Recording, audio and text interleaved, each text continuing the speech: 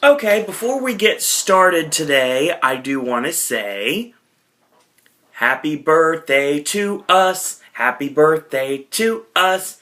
Happy 1 month anniversary. Happy birthday to us. Yes!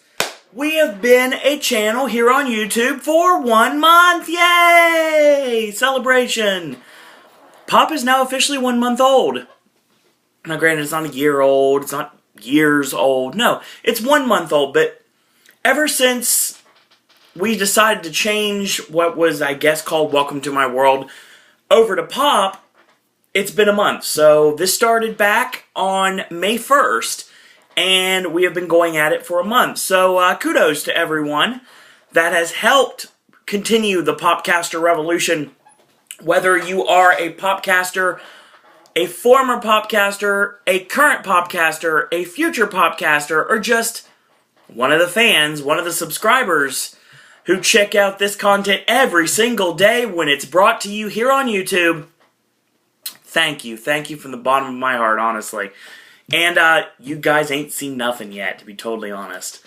So, basically I want to get started with, there's a lot of things actually that happened today. We've been having some soft openings in Orlando lately for Transformers, and today it was open for a bit. So a lot of people I know personally got to ride it, so hopefully they enjoyed their experience. I know the Tim Tracker, Tim and Jen both got on there, so more power to them actually. And I will be riding Transformers in September 20th actually. Another thing that happened today, and I'll do a full video on this, Fast Food Boulevard opened. So today was the opening day of Moe's Tavern and Krusty Burger. Well, the facades of Moe's Tavern and Krusty Burger. And the Android Dungeons and baseball card shop owned by the comic book guy is the new bathrooms. Yeah, the bathrooms over at International Food and Film Festival are now are gone, and they replaced them with these bathrooms, which are closer to Animal Actors, and that works pretty well. I mean, that might be a way to a little secret way to get away around Springfield in Halloween Horror Nights in September. But we'll talk about that later on too as well. Not today, but we got other things to talk about. There's going to be a full video released about Fast Food Boulevard, and when you walked into Fast Food Boulevard, you saw the facade of Krusty Burger. Now, inside, you would see that Krusty Burger is the International Food and Film Festival. It's literally still counter service, and it's counter service locations. It's like a Simpsons food court, just like everyone thought it was going to be. You have Luigi's Pizza. You have the Frying Dutchman. You also have Krusty Burger itself, Cletus's Chicken Shack, and finally a section for Flaming Moe's. So yes, there are some awesomeness that I'm really excited about, and I don't know what it is. Apparently there must have been a really good deal Universal got on tater tots, because tater tots seem to be nearly everywhere in Fast Food Boulevard, with the exception of Krusty Burger, where they have the curly with a K fries. I'm really excited to have those curly fries. Like I said, I'm very excited about Flaming Moe's and the fact that it's going to be a non-alcoholic drink. It's made with dry ice, and the people that have talked about it kind of said that it's kind of like an orange soda, basically, and I'm totally down with that because everyone here knows I love orange soda. Who loves orange soda? Sir Owen Disney loves orange soda, that's right. No offense to Kel Mitchell, but Sir Owen Disney loves orange soda, so there's always that. And just like we mentioned in the Universal Simpsons expansion video, which I actually put a link to that here on the playlist if you want to check that out when I do the Fast Food Boulevard review. And I'm not going to do it now, I'll do it later. But basically, there was some speculation that there was going to be Duff sold. Duff is sold in Moe's Tavern, yes it is. It's Duff Light, and Duff Dry, so all the different types of Duff are on tap. It is a beer, it is a legitimate beer, it's not a non-alcoholic drink, it's not a specialty drink, it is a beer, so you can check that out, and Moe's looks phenomenal, but we're going to talk about that later on. And like I said, Fast Food Boulevard, if you go inside Krusty Burger, you'll see that all those are just basically stands, kind of like a mall food court. Kind of like how International Food and Film Festival used to be anyway. And I'm really excited to check those things out very soon. Okay, that's the first bit of information. Second bit of information I want to talk about is basically, we weren't able to film anything today. We went almost 2 hours last night talking about the movies that we saw this week. After Earth, Now You See Me, The Iceman, Mud, and Behind the Candelabra. So that video, check that out if you get a chance to. It's already got like almost 40 hits right now. And tell your friends about it. As usual, excuse me, if you want to make a uniform decision on what to watch this weekend, check out these reviews and then make your own decision based upon that. I mean, we try not to go very heavy into spoilers, except for The Iceman. That's actually a spoiler that is issued in the description bar. There is actually a spoiler warning, so if you don't want The Iceman spoiled, then yeah, might not want to watch that review. But we've also made it, that's a brilliant idea AJ came up with a long time ago, that every single review, there is actually a link in the description that takes you directly to that review. So if you don't want to get The Iceman spoiled, you want to learn for yourself, you don't have to watch that part of the review. But I'll tell you right now, excuse me, I'll tell you right now, The Iceman, as of this very moment, weighs in my mind and in AJ's mind as one of the top 3 movies of the year. And probably, definitely top 2 movies of the year. Right now it's kind of battling between, for me it's 3, because with this, and Pain and Gain, and Spring Breakers, they're all battling for number 1 right now, and I don't know what's going to take it at this point, so we'll find out later on. But yeah, just check that out, check The Iceman out, go see it, go see The Iceman as soon as possible. And oh, by the way, once again, speaking of The Iceman, if you want to retweet and share the video that I posted on my Twitter account, @SirOwenDisney, the Athens Loves Michael Shannon video. I really like to get that going viral, folks. I really would. And if with your guys' help, we can make that viral, because Ryan Gosling won't eat his cereal is absolutely hilarious. But a big giant theater marquee that says Athens loves the Iceman, which means Athens loves them some Michael Shannon, I think it's gold. I think it's brilliant. And for those of you Hollywood types out there that have any connection to the movie industry, and you know Michael Shannon, or know a way to get a hold of Michael Shannon, tell him about this video, because I think he would totally appreciate it. Or he'd totally just, like, stare at me and then give me the look of death. So, there's always that, and either way it works. So, trying to get more awareness here for Pop, so that's all what it's all about. So, still looking for Fetalusa to be our guest reservation. Yeah, it's not here yet, so I'm still trying.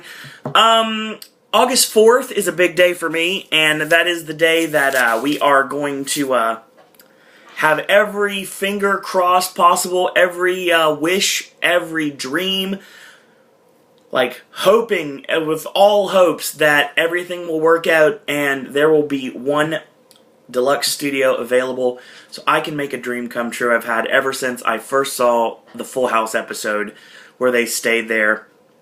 And I've been down those iconic steps, and I saw that baby grand piano, but it's not the same as actually staying there. And given the fact that it just became DVC this year, actually it just became DVC a couple days ago, it's going to be someplace I really want to stay, and the Grand Floridian is where I hope to stay for the first day of, the day before the first day of reunion this year. So fingers crossed, toes crossed, everything crossed possibly, just to give me enough luck to make that happen. So. And I'll even pay the extra $45. I don't care. I just want to stay at the Grand Floridian. So there's always that. It is June 6th. That's actually going to be my 180. It wasn't June 4th, it's June 6th. And that's going to be when I get to make my reservations. And there's a couple places I've been looking at for this year. I mean, actually, some new places, some old places. I mean, basically we're talking about... I'm looking at my schedule right now, actually, because I wanted to look at that. So, we're going to go back to Le Cellier, and I'm going to use that to do the Candlelight Processional Dinner Package, hopefully for December 4th, because that night is Frank Langella. So, there's not really been many narrators announced for the Candlelight Processional for this year, but I do know that Frank Langella is one of them, and I have to be there for that, so that will happen. Definitely, it is tradition to eat the sci-fi, so I'm definitely going to eat there. Everybody keeps talking about Flying Fish. You know what? I'm going to be staying at Boardwalk, so might as well. And we're looking at, of course, going back to be our guest for the night of Mickey's Very Merry Christmas Party, which is December 10th. And that's pretty much set in stone. If I stay at the Grand Floridian, I might be staying at Narcoossee's, or Narcoossee's, depending on how you look at it, depending on if you're a local or not. And probably return to Rainforest and T-Rex. Sorry, Matt, I still like the food. And Planet Hollywood. And if I do decide to stay at the Hard Rock at Universal, which I think I will, I am looking at the kitchen at the Hard Rock Hotel as well as the Palm as restaurants for there, as well as obviously eating a whole lot at Fast Food Boulevard at Universal and probably Mel's Drive-In, so we're looking at that as well. So there's always that. Well, like I said, as usual, you probably don't want to hear me rant and rave about Disney or Universal. You probably want to watch this video for the reason that I put you to this video, and that is one thing and one thing only. Let's talk wrestling. Let's talk some NXT. Okay, now this show this week was main evented with an 18-man over-the-top rope battle royal to determine the #1 contender to Biggie Langston's NXT Championship. Well, that's the main event. So we start the show off with Eric Rowan and Luke Harper, the NXT Tag Team Champions, the Wyatt family, taking on your jobbers of the evening, Travis Tyler and Sawyer Fulton. So yeah, this was a total squash match for the champions. Sawyer caught the big boot from Luke Harper, and he nailed the avalanche in the corner, and he pretty much got nailed with that discus lariat and 1, 2, 3. Now before that, it was funny because Tyler was ragdolled pretty much the whole match. He got a little bit of offense, he lands on his feet, and he just like slumps over and makes the tag. So that's why Fulton ends up taking the pin. So squash win for the Wyatt family. After this, we were found out that Executive Vice President Stephanie McMahon is going to make a special announcement. And the announcement was made, and it's something that we have seen on Twitter and definite wrestling news websites lately. And it was the birth of the NXT Women's Championship. Not the Divas title, not the Butterfly belt. Oh no, the NXT Women's Championship. And there's going to be a tournament that is going to showcase NXT female talent like Paige, Summer Rae, Emma, and other superstars, also including people that are currently on Raw and SmackDown. I'm going to guess maybe Alicia Fox, probably maybe the Bella Twins potentially, Rosa Mendez, Oksana, Natty Neidhart. I don't know exactly who's going to be in the tournament. We don't have the brackets yet. But we will crown a brand new NXT Women's Champion starting next week with the tournament. And that's going to be awesome. I'm looking forward to that. And then on top of it, because like I said, NXT's got a great women's division. The names are bland as all get out, but the work is top notch. It's very good. It's very good women's wrestling. And for those of you that are looking for women's wrestling on your big two promotions, you could do no worse. You could do worse than NXT. NXT has a great women's division. TNA's got a great knockouts division. I very much enjoy it. WWE, at this point, I would get a new championship. Bring back the WWE Women's title, get rid of the stupid butterfly belt, and start from scratch. Because that belt is just a joke. And this NXT Women's Championship looks awesome. So, there's always that. We got our first match of the evening, or second match of the evening, actually, in this case. Our first Divas match of the evening is going to be Emma taking on Audrey Marie. And this started last week, actually, where Emma had some promo time. Audrey Marie came out, and Emma was doing her really awkward dancing. And she accidentally nails Audrey Marie in the face with it. So that sets up this match tonight. So something really cool. Emma actually skins the cat through the middle ropes, which I've never seen before. It actually looked pretty cool. So, basically, this is dancing. This match is all dancing. I mean, they may have picked the wrong woman to be with, Fandango, because, Emma fits pretty well. I love Summer Rae. Oh my god, Summer Rae's gorgeous, but still, I think maybe Emma should have been the person that ended up with Fandango, because she's down with the dancing too. And it makes sense, then again, she's down with the Elaine Bennis school of dancing. So, not ballroom dancing. So, yeah, Summer Rae does fit for a fandango. Anyway. But, basically, Emma likes to put her name in front of, well, everything. It's all about Emma-tainment. Trying to be Emma-taining. And, she nails a backslide. She gets a 2 count off of it. And Emma locks in the, I guess you call it an Indian Deathlock, an inverted STF, depending on how you want to call it. And it's the Dill Emma. And basically, wow, no, long day. I totally read that out of order. So the dilemma is not the inverted STF, and she ends up crossbody splashing Audrey Marie in the corner, and she locks on the Emma lock, which is the inverted STF Indian Deathlock, and she gets to tap out. So we see Scott Dawson and Garrett Dillon, and they're getting ready to have some promo time, but they're interrupted by their manager, Sylvester Lafort, and he is going to introduce D Squared for the next contest. So they go up against the team of Brandon Trayvon and Jake Carter, and for those of you that do not know, Jake Carter is the son of former monster in the WWE, oh actually not WWE, forget that, former WCW World Heavyweight Champion and New Japan Pro Wrestling standout, Vader. So yeah. So, there's a jawbreaker on Dawson, and from Jake Carter, he tags in Trayvon, and he catches the clothesline and tag. I like this finish. This finish is awesome. So he throws him off the ropes. He nails the double A-style spine buster. The second he lands, he comes off the middle rope with like a double axe handle, like a clubbing blow from a seated position. I liked it. I liked it a lot. Match was very old school, and Dawson and Dillon win this match. So basically, we're introduced to a new tag team here that I have not heard of yet. They're very old school. They remind me a lot of like a throwback to like the Andersons. And they even worked exactly like that, too. I mean, they could be totally the new Anderson team if they really wanted to go that direction. But they're doing this redneck gimmick for some reason. So, it's kind of like, I guess, I'm trying to think of how you want to put this. Maybe if the Von Erichs were heels? Go with that, maybe? The Von Erichs were heels instead of baby faces? I know that sounds pretty bad, but I mean, it works for me. I like the team a lot, and it's sad because this NXT episode showcased a lot of people that no longer are with the company, and a lot of people that got future endeavored recently. Thus, I'll make that list at the end of this video. But the next match is Derek Bateman making his return, taking on the NXT champion Biggie Langston in a non-title match.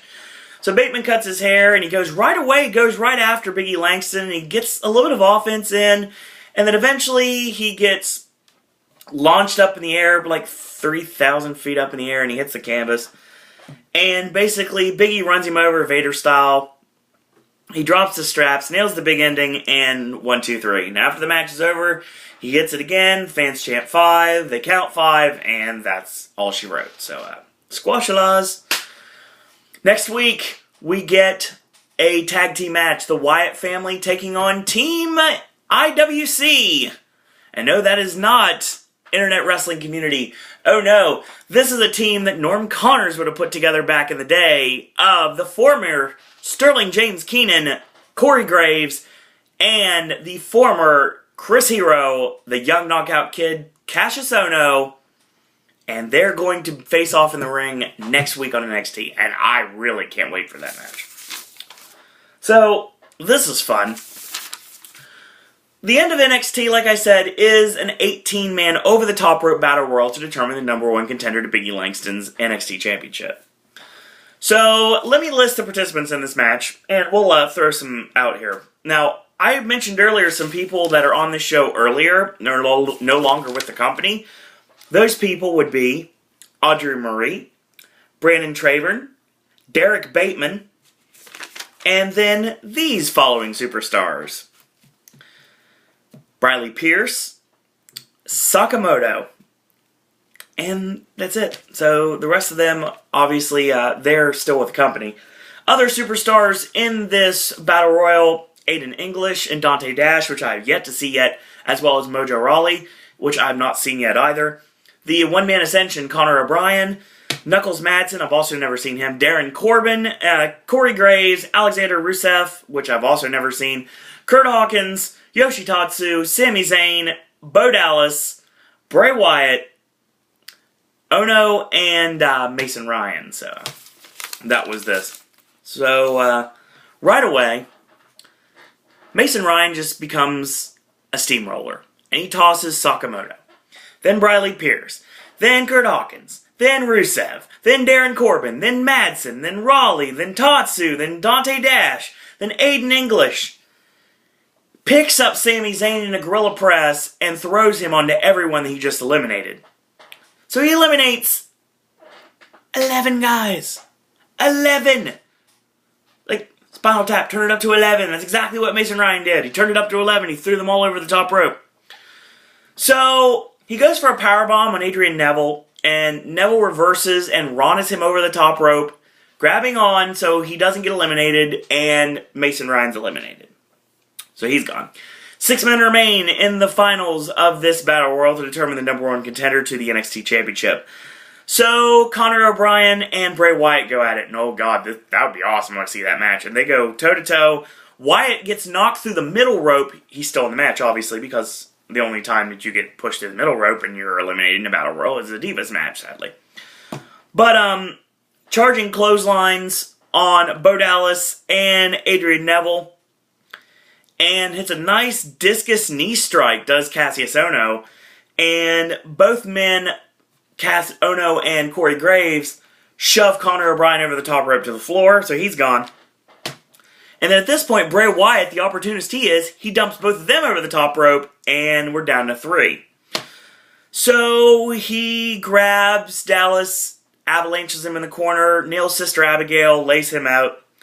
So Neville hits a step-up enziguri kick and dumps Wyatt over the top. Just rather unceremoniously dumps him right over the top, like completely out of nowhere. Well, Neville low bridges the charge and Dallas goes over the top rope, but he still lands on the ring apron. So Dallas suplexes Neville on the apron with him, so both men are fighting, so either man touched the floor, they're gone. And they get back in, they trade forearms, there's a nice backdrop, he lands on the ring apron, they toss him over the top, and he hits a high kick on Bo Dallas, and Dallas goes down. He goes for the Red Arrow, and or British Airways, depending on how you want to call it. And the knees are up, so Dallas gets the knees up, and that shocks the entire body of Adrian Neville, and Bo Dallas picks up Neville, tosses him over the top rope, and he becomes the number 1 contender to the NXT Championship. So yeah. Well, as usual, what did we learn today? Number 1, the Wyatt family are steamrollers, and that's all 3 of them. Rowan and Harper will be tag team champions for a long time to come, and it's going to be awesome to see all 3 of them debut in WWE. And actually, the funny thing is, they showed the vignette that they showed on Monday Night's Raw, and they showed it again on SmackDown. So we're going to get them sooner rather than later, and that is a good thing. Stephanie McMahon announces the new NXT Women's Championship. Now, I love this idea. This is a great idea completely. The only thing I would do at this point, get rid of the butterfly belt on WWE television and bring the Women's Championship back. That's what I want to see. Emma is really strange dancing. Strange dancing. I mean, it almost reminds me of Mike Myers' Sprockets. Those kind of weird dancing. It's definitely Elaine Bennis level, and she gets a nice tap out over Audrey Marie. We see the debut of D-Squared with Sylvester Lefort as their manager. Lefort kind of comes off as in the Macho Man Randy Savage in the dying days of WCW. He's got the leopard print, or the animal print, leopard print, I think that's what it would be. Cheetah print, tiger print, it all the same to me. And he's got the beard, and he's got the abs, and he looks more like a worker, so I don't really know if this guy is a worker or not. I don't know anything about Sylvester Lefort. I might want to look into it for next week's NXT, especially if D-Squared are going to be a staple on NXT television. And I'm pretty sure they will be, because they were very, very awesome tonight. I like their very Anderson-like double teams, like how they cut off the ring. They were extremely old school in every way possible, and very, very good. I'm very happy to see an old school tag team in NXT. Biggie Langston squashes Derek Bateman, and Bateman's done. Next week we get the Wyatt family against Ono and Graves. That's going to be an awesome match. And I still don't like Bo Dallas, and neither do the fans. So it makes sense that he's going to be the one who ends up facing Biggie Langston for the NXT Championship. And I'm not going to say what happens. I know what happens there, and I'm not happy about it, but we'll find out sooner rather than later. So there's always that. So that was it. That was NXT. And not a bad show. It was all about the Battle Royal and all about the Wyatt family and Emma and D Squared, Biggie Langston, Squashalas, and that was it. And I've seen better NXTs before. It's kind of on the low side, but you know, honestly, if you get a chance to check out anything on this show, well, honestly, Emma and Audrey Marie wasn't that bad. It was a pretty good women's match, to be totally honest. Most of the stuff was Squash City. All these matches were squashes. If you want to see the debut of D Squared, check that out, the match against Carter and Trayvon. And, yeah, that's it. The Battle Royal is nothing to write home about. If you want to check the finish with Dallas and Neville, you can. You want to see Mason Ryan as a bulldozer. Is tossing 11 men over the top rope to the floor. So, Bray Wyatt eliminating both babyface favorites, Graves and Ono. So, I mean, you want to see that? Check it out. If not, well, I mean, I can't say it's a miss episode of NXT, but, it was okay. I mean, it's not the best one I've seen so far. That's for definite. Let's go to SmackDown. Okay. Now, we are splitting up the Shield again in singles competition this time. There's no tag matches on the show. There's 3 separate singles matches. Roman Reigns has to face off against Daniel Bryan. Seth Rollins faces off against Kane. And Dean Ambrose gets the main event spot against Randy Orton. So, basically, Rollins and Kane start off the show. And Rollins hits a leaping tornado DDT, gets a 2 count off it, locks on a half crab when we come back from commercial break. Kane hits an over-the-shoulder power slam, and hits the clothesline in the corner, and goes for a whip, catches the boot, catches the sidewalk slam off the ropes, and gets a 2 count off of it. So Kane goes up top, Rollins climbs up, going for the superplex. Kane knocks him off, and nails that flying clothesline. And of course we know the chokeslam's next. Roman Reigns jumps up on the ring apron, and Kane grabs him, which allows for a distraction momentarily. Rollins hits a leaping enziguri kick, and he looks like he's going to finish him off. He heads up top. Daniel Bryan takes it amongst himself and shoves Rollins off into the chokeslam and 1, 2, 3. So all 4 men they jaw back and forth after the match is over. Oh, this is a very Daniel Bryan heavy episode of SmackDown. And I'll tell you more about that as we progress. So this led into our second match of the evening, ECW style booking, as we led to Daniel Bryan versus Roman Reigns. So Bryan rained down the forearms and got a 2 count out of it. And the yes kicks in the corner. Nice dragon screw leg whip. And he nailed a couple grounded elbow strikes. The reverse of the whip, the back elbow, Reigns with the knee lift, gets a 2 count off of it. Hits a leaping clothesline off the ropes, gets a 2 out of it as well. Sends Bryan face first into the canvas, and then on top of that, nails this huge big shoulder tackle, gets a 2 count out of it. So, Reigns misses the splash in the corner. Bryan with the IED, the Austin Aries drop kick in the corner. The repeated kicks, leaping drop kick from the seated position, gets a 2 count off of it. Goes for the no kicks, ducks the buzzsaw kick as Roman Reigns, headbutt, there's a whip, then the backflip, ducks the clothesline, gonna come off with a hooking clothesline, but this time he turns around in a crucifix roll up into a no-lock, and Reigns is trying to get to the ropes, he's struggling, he's crawling, he's desperately trying to make it to the ropes, but Seth Rollins pushes the bottom rope forward so the rope break is made, and Kane just has enough of it. Rollins turns around, he catches the big boot, and Kane hits Roman Reigns. Actually, Reigns, pie faces him. And Kane's like, you jerk. And he just choke thrusts him in the throat right in front of the referee, so they call for the bell. So, yeah. There's that. Okay, I'm getting really tired of these next segments. But they're kind of funny. I just hope they go somewhere. And I'm just... Anyway, we get Damien Sandow. He shows up. He says, you know what, last week, he was just trying to let it be known that mental strength is far superior to physical strength. And basically, I want to show you people another feat of mental acumen.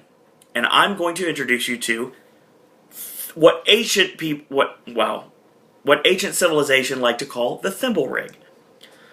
But you commoners out there would know it as the shell game, or, if you're a magic mark like myself, it's the cup and ball trick. So they do that, and basically Sheamus calls his bluff again, comes out again, and he's trying to locate the ball. He doesn't find it, and Sandow's berating him left and right.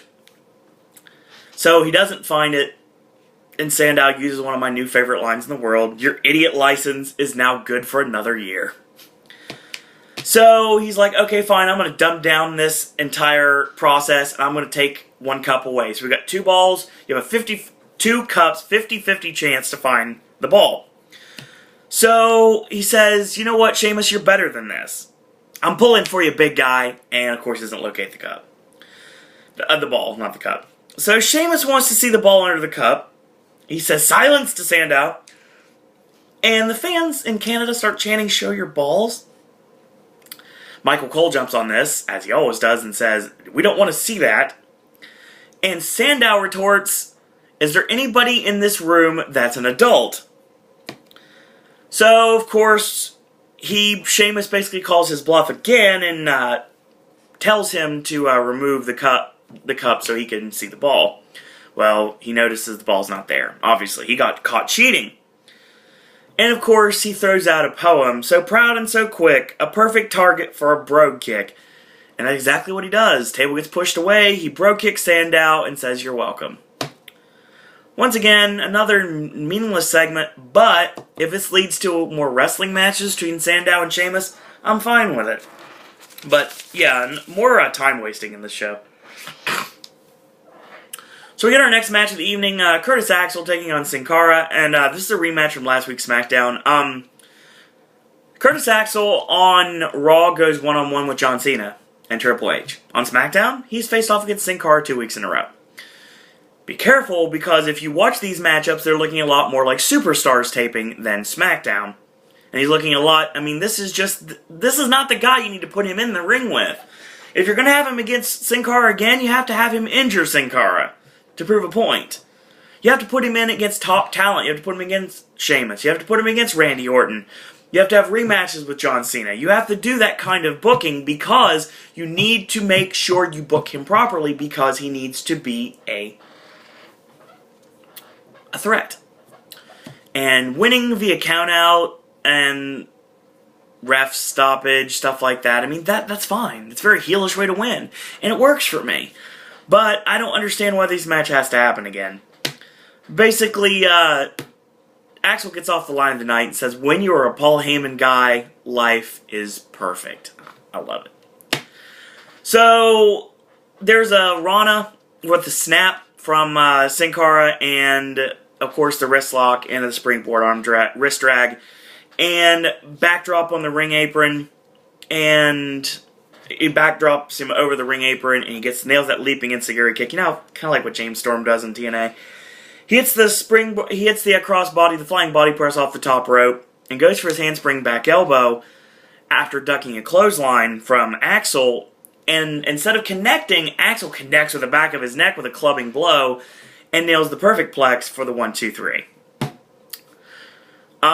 Okay for what it was. The next match is, Biggie Langston taking on Alberto Del Rio, and it's really funny watching Langston on NXT being hardcore babyface, and on SmackDown he's totally different. He's got the gorgeous AJ Lee with him and everything, and not for too much longer, because I think Biggie's actually going to turn babyface very soon. And, that's probably going to be, there's some dissension in the ranks, started last week, when he lost to Del Rio, because AJ's interference kind of backfired. AJ blamed him for everything, and berated him pretty much all the way to the back. So that's pretty much starting the beginning of this babyface turn for Biggie Langston. I don't have a problem with that, because he needs to be a babyface, especially if they're not going to turn Mark Henry. I don't think Henry needs to turn babyface. I think Biggie does. So we'll go with that. So Langston locks on the reverse bear hug, and then a gut buster for a 2 count. ADR comes back with a missile drop kick. clothesline, and the third clothesline actually drops Big E Langston. And he goes for the backstabber, but he gets caught and belly-to-belly suplex for a near fall. So Langston drops the straps, getting ready to go for the big ending. It gets reversed into another backstabber. So Langston gets hit with a step-up enziguri kick in the corner. Actually, he was going to kick this. He gets hit with the step-up enziguri kick to the midsection earlier in the match. But this time he goes for it, and he ducks out of the way. He nails an elbow and waistlock, reverse standing switch into a nice release German suplex. Tremendous strength maneuver from Alberto Del Rio. And hits the grounded side kick, gets a 2 count off of it. Goes for the cross arm breaker. Big E Langston goes for the bomb. It gets reversed. Roll over again, and Del Rio gets ran over like a Mack truck for a 2 count. So he goes for the cross arm breaker while on the ropes, and Langston could tap all day long, but it's not going to help him because obviously he can't lose the match that way. So AJ rakes Del Rio's eyes on the floor, and Langston sends ADR face first in the ring post, knocking him out, in essence. Rolls him back in the ring, hits the big ending, and gets the 3 count. So, Big E Langston has beat the #1 contender to the World Heavyweight Championship 2 times. How long before we get a match with that actual stipulation on the line? I think that actually will happen rather quickly, especially if Dolph Ziggler is still going to be off television because he's still not medically cleared to compete via his concussion. So, up next we see Ryback come out in an ambulance as usual, and he's going to face off against Kofi Kingston. I heard about this match. Actually not that bad. So, Kingston's actually got Ryback on the run for a while. He hits a springboard missile dropkick, gets a 2 count, drops the boom drop, and he goes for Trouble in Paradise. He gets caught and power slammed out of it. So, Kofi fights back, hits a double springboard into the crossbody, gets a 2 count, and he goes for that back kick to the face, but he gets caught, and basically he puts his boot on the chest of Kofi and drives him into the canvas. Kind of like a reverse curb stomp, because it's the chest instead of the back of the neck. He runs him over with a meat hook, and that's pretty much the end, because after that he gets nailed with a shell shock and 1, 2, 3. After the match is over, Ryback doesn't want to leave yet. He grabs a table from under the ring, and he powerbombs Kofi through one. He's not done yet, folks. Fans are actually chanting one more time, numerous times. A lot of bloodthirsty fans, apparently, in Canada. At least in this building. So he grabs another table, slides in the ring, and, again, powerbombs Kofi through his second table. So Kofi's down and out at this point. Ryback leaves, and gets a third table, and powerbombs Kofi through the third one. So, lays him out completely. So, I'm guessing, actually I know for a fact, the reason this was done is because Kofi is actually hurt, and he's have to have surgery, so he'll be out for about, 6 to 8 weeks, I believe that's what it was. So you gotta sell him off television, so that's exactly how you do it. I don't have a problem with that. Chris Jericho basically says a small promo about at Payback, CM Punk will be spayed and neutered, to steal a line from his former rival, Bob Barker. Basically had this really long diatribe about saying that Paul Heyman is like a dog, and when you associate with a dog, you get every single type of disease known to man. So yeah, that was really interesting. Speaking of Chris Jericho, he has a really good television match with Mustachio himself, Cody Rhodes. So, there's a missed splash, and a lot of Bob Holly offense in this match, really, because Cody and Bob Holly worked a lot back in the day. So this brought out a lot of Bob Holly. And basically what it was is he hung him out on the ropes, and then he kicked him right between the legs and got a 2 count off of it. Now I locked in a step over armbar into a rear chin lock. Jericho elbows out of it, crowns Cody, goes for the face buster, and he goes for the walls. Cody with a counter out of it, and they go to the corner. Jericho tips up, gets caught with the Alabama Slam, set in stereo by Cole and JBL, gets a 2 count out of it. And there's a big scoop slam, and the knees are up from Cody on the Lionsault attempt. Cody goes for crossroads, gets reversed into the walls. The walls gets reversed in a roll-up for 2. So Cody goes for the Beautiful Disaster, and it gets countered into the walls, and Jericho makes him tap. So that good TV match. Very enjoyable. So we get our main event of the evening. It is the Viper Randy Orton taking on the United States Champion Dean Ambrose in a non-title match. So Orton went for the 10 punch in the corner, nails the European uppercut, only gets a 2 count out of it. So he ducks Ambrose's clothesline and nails him with a Luthez press. And Ambrose rolls to the outside, and Orton follows him out, slithers out to the ring obviously, and clotheslines him on the arena floor. He picks him up in a backdrop suplex and drops him on the barricade. So he tosses him back in the ring, and there's a kick to the knee for Dean Ambrose, and he whips Orton shoulder first into the ring steps, so that works. So a short arm clothesline from Ambrose and a knee strike into the midsection gets a 2 count. So he stomps on Orton's hand, in essence trying to take away the RKO. Smart move. So a European uppercut again from Orton, and a whip into the ropes, reverse into a sleeper hold by Dean Ambrose, and this is the middle of the ring, so Orton's not going anywhere. But he fights his way out with punches, and they go back into the sleeper hold just long enough for a reversal into a belly-to-back suplex, and they trade headbutts and then stiff right hands, and we see Vintage Orton, which if you don't follow Pop, you would know that Vintage Orton is clothesline, duck the opponent's clothesline, and Samoa Joe-style snap power slam. Going for the snakebite DDT, but Ambrose has him scouted because obviously if you have any brain, you have scouted every Randy Orton match, being they're all pretty much the same. And he gets a neck snap on the ropes, and he takes back advantage that way. So he goes up top, he gets caught. Orton goes for the superplex. Ambrose headbutts out of it, and goes for the double axe handle, and he gets caught with a Brian Pillman-style dropkick counter, and a 2 count from that. Now, Orton ends up maneuvering Ambrose into the snakebite DDT out of nowhere. He slides out of the ring, breaking the momentum, setting up for the RKO, and at this point, Rollins comes in the ring with clothesline, and actually Rollins gets clothesline, and Reigns comes in, and there's a 3-way beatdown. So the numbers game is way too much for Randy Orton. Here comes Hell No, and they hit the ring, and this is the Daniel Bryan show, folks. It really is. So, a release German suplex on Seth Rollins, the dropkick in the corner on Ambrose, and when Rollins makes his way to the feet, he gets nailed with a dropkick in the corner as well. So, he nails a baseball slide dropkick on Roman Reigns while he's trying to get to his feet, nails the knee strike off the ring apron to take Roman Reigns down, and a missile dropkick on Dean Ambrose, and he kips up. The fans are going insane for Daniel Bryan. So, the official win in this match actually goes to Randy Orton by disqualification, but fans are really into Daniel Bryan in this match. Really, really into Daniel Bryan. To the point that I'll honestly say that they were talking about turning Daniel Bryan heel. You know? How about no? How about keep him face? Daniel Bryan, I've said this numerous times, Daniel Bryan is this generation's Bret Hart. Maybe with not all of the hang-ups that Donnie talks about all the time on the O Show. But technical wrestling-wise, he's this generation's Bret Hart. And I've said numerous times, a lot of people may agree with me, a lot disagree, Dolph Ziggler is this generation's Shawn Michaels. So Dolph Ziggler and Daniel Bryan is this generation's Bret Hart versus Shawn Michaels. Daniel Bryan showcased the fact that he beat the Shield like a dog by himself. Kane was not in this. Randy Orton was not in this.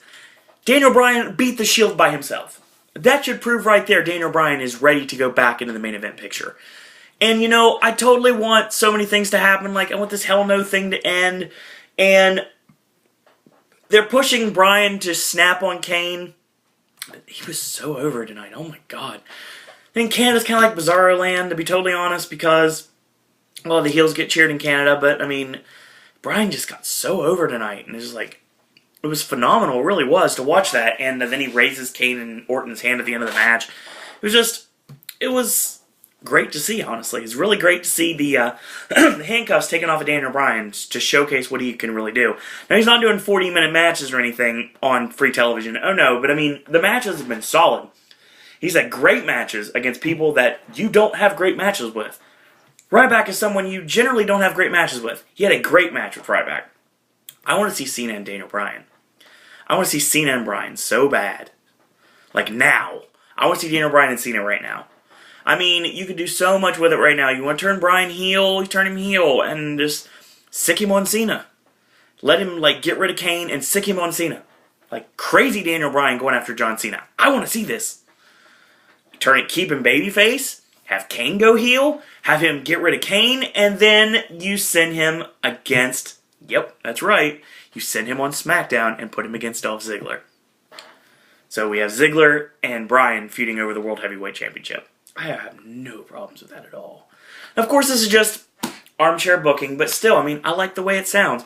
And I'll tell you right now, another, like I said, I told you at the beginning of this, the vignette for the Wyatt family, I want to see the Wyatt family against the Shield in the worst way. It's going to be awesome when it happens.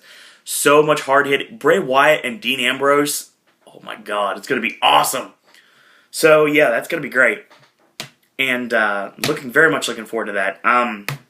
That's SmackDown. And as usual, what did we learn today? Well, we learned the Shield are amazing. But they're not the greatest win-loss records when it comes to singles matches. Dean Ambrose is the only one who has got, like, credible singles victories. Yeah.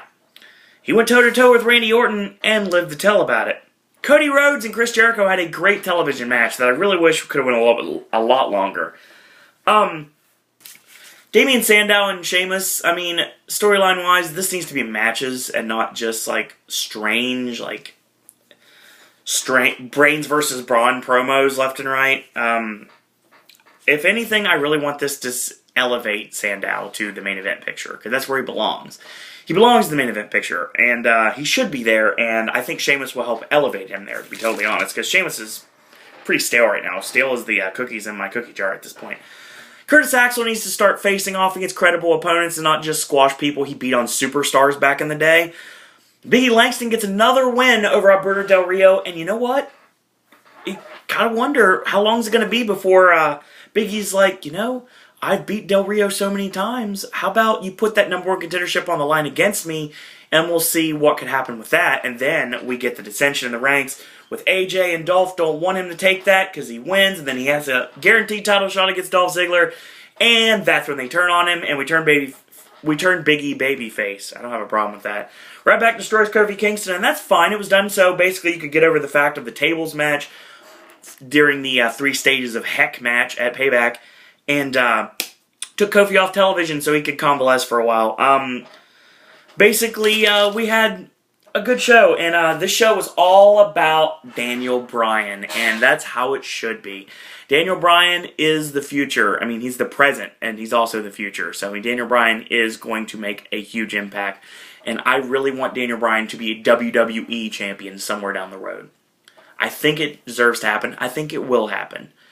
And, you know, that's it. That's SmackDown for this week. So, we will join you wrestling fans again on Monday night / Tuesday morning, depending on when you watch the video, for Monday Night Raw for WWE action. And if you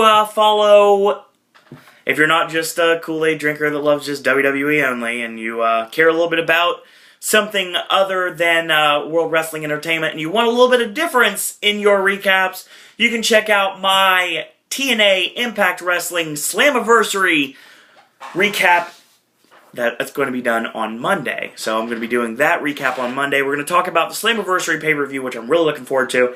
And TNA fans will also talk Impact on Friday morning / Thursday night, depending on how you look at it. So that's it. That was the show. And once again, thank you guys.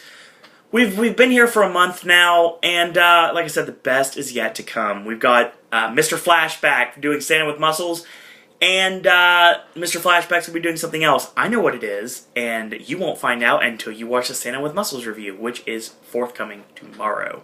We're also going to have some world tutorials coming on down the pike, and Ben's got some more music reviews coming up soon. And who knows, we might get some new podcasters. And if you want to be one of those podcasters, you can, as always, send me a message on my social media networks, at Sir Owen Disney on Twitter, and Owen Disney on Facebook, or you want to become a member of the Popcaster Revolution, send your reviews to siroowendisney@gmail.com. Once again, thank you guys for helping make Pop the destination on YouTube for the last month, and like I said, we're just getting started, folks. It's going to be quite a ride. Just this year only. And then so far into the future, I mean, the sky's the limit at this point. So if you like these videos, thumbs them up. Do subscribe. Subscribe. We need more subscribers, folks. Thumbs them up. Do leave comments. I mean, I have to approve them, but leave comments. Subscribe. Thumbs them up. Like these videos. Retweet them on Facebook. Share them on your social networks. And thanks again to everyone that's been a help to Pop. I want to thank everybody that has been a part of this. I want to thank Will. I want to thank AJ. I want to thank Ben. I want to thank Alan. And I want to thank everyone all along the way that has helped made Pop the destination on the internet. So I'm going to get off here, and thank you again. That's all I got to say. So until tomorrow, boys and girls, that's all I got to say about that.